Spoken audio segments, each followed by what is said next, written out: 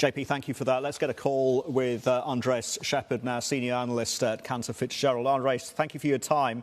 So the entire EV ecosystem, as JP pointed out, is dealing with competition, a renewed price war, then, of course, the re-energized offering of hybrids. Does that put your overweight rating and $9 price target for VinFast at risk?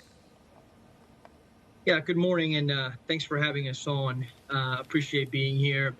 So we actually don't see that to be the case. We are encouraged by VinFast's earnings call yesterday, where the company disclosed that they are targeting a delivery guidance of 100,000 vehicles for 2024.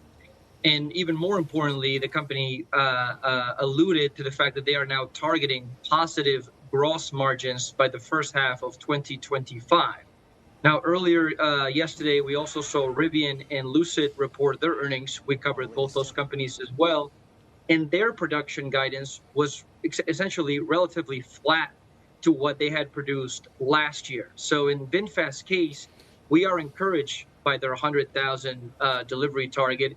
And we feel like they have an important differentiator, which is the fact that they are manufacturing currently all of their vehicles in Vietnam. And as a result of that, they are less exposed to a lot of the supply chain disruptions that have been affecting the industry. Not to mention the cost of production and the cost of labor is significantly more attractive in Vietnam than in the U.S. So we are reaffirming our overweight rating and our $9 price target.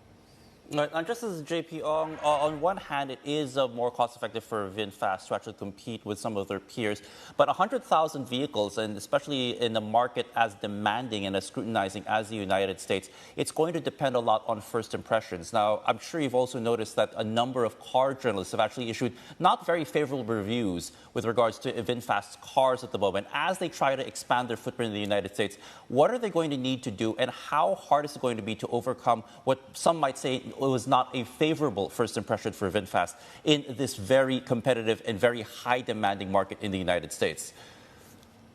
Yeah, that's a great question. And, you know, the way that we think about it, we had the opportunity to travel to Vietnam to tour the company's manufacturing facility and have test driven a lot of their vehicles several times. We, in our experience, have not witnessed any malfunctions to their vehicles whatsoever.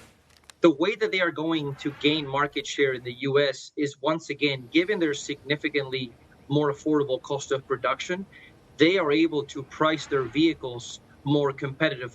This is a problem that Lucid and Rivian are struggling with because they have high, persistent negative gross margins and therefore don't have a lot of flexibility in having the ability to lower the prices of their vehicles.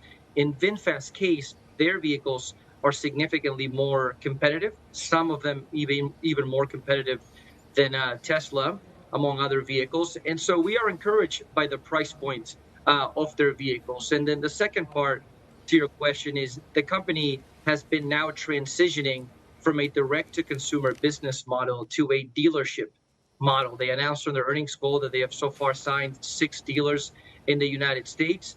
That is something that the company is placing a large emphasis on, is continuing to develop those relationships with those dealerships here in North America as a way to incentivize those dealers to offer VinFast vehicles. And we do expect those vehicles will continue to get positive reception into the coming quarters.